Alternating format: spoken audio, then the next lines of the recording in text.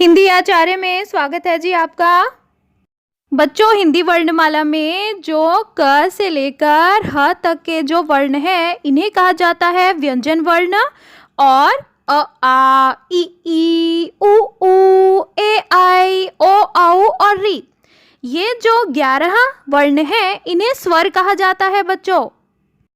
तो बच्चों, जो स्वर अक्षर होते हैं उन्हें अक्षर की तरह भी इस्तेमाल किया जाता है और उनका मात्राओं की तरह भी इस्तेमाल होता है बच्चों। दोनों तरह से उनका इस्तेमाल होता है। व्यंजनों की मात्राएं नहीं होती बच्चों, स्वरों की मात्राएं ही होती हैं। स्वरों को या तो हम वर्ण की तरह या अक्षर की तरह भी लिख सकते हैं, जिसे कहा जाता है उनका मूल रूप, और स्वरों को हम उनकी मात्राओं के तौर पर भी प्रयोग करते हैं।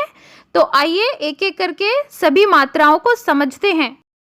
इस वीडियो में बच्चों हम सबसे पहले ए स्वर के मूल रूप के बारे में बात करेंगे, यानी कि हमारी वर्णमाला में ए स्वर को कैसे लिखा जाता है। सिर्फ उसी तरह से हम ए स्वर को एक शब्द में प्रयोग करेंगे और फिर ए की मात्रा की बात करेंगे। ए की मात्रा को हम कैसे शब्दों में प्रयोग करते हैं वो हम बाद में सीखेंगे। तो चलो पहले शुरू करेंगे ए स्वर का मूल रूप। तो सबसे पहला उदाहरण है बच्चों आपके सामने एक। और यह जो एक शब्द है बच्चों, ध्यान से देखो, इसमें सबसे पहले ए एक स्वर लगा हुआ है और उसके साथ में क एक व्यंजन जुड़ा हुआ है। तो यह शब्द एक, इसमें एक स्वर है और एक व्यंजन है। समझ गए बच्चों? इसी तरह से एकम, संस्कृत में एक यानी कि 1 को एकम कहा जाता है बच्चों।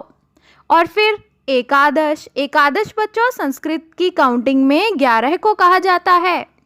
फिर एकत्र यानी कि इकट्ठा, एकाग्र यानी कि कॉन्सेंट्रेट, एकदम।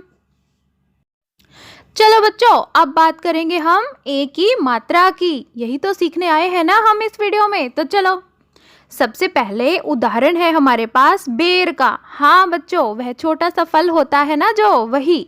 तो बेर में हम देख सकते हैं कि सबसे पहले तो एक व्यंजन लगा हुआ है ब, और उस ब को ए की मात्रा लगी हुई है बच्चों, और उसके साथ में र व्यंजन है।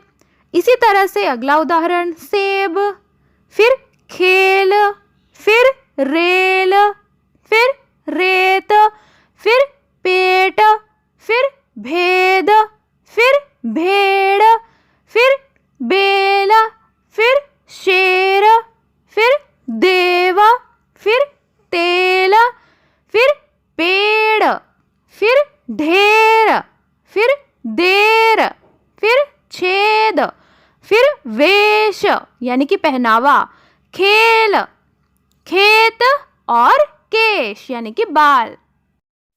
अब बच्चों हम 3 अक्षरों वाले एक ही मात्रा वाले शब्द पढ़ेंगे। सबसे पहले अनेक है।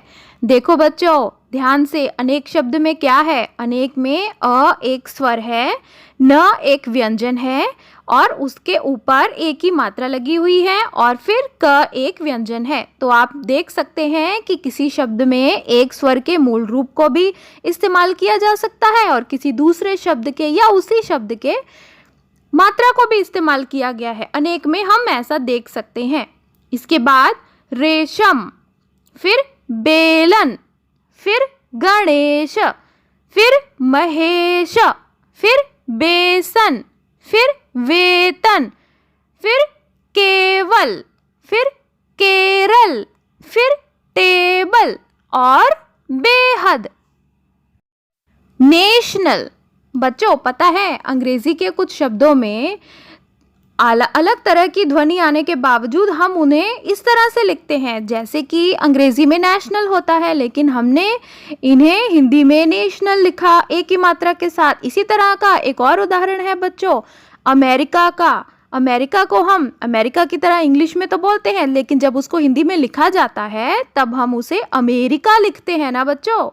आगे देखिए, मेहनत, फिर अजमेर, फिर देखरेख, फिर शमशेर, फिर चहकते, फिर चमकते और देखते।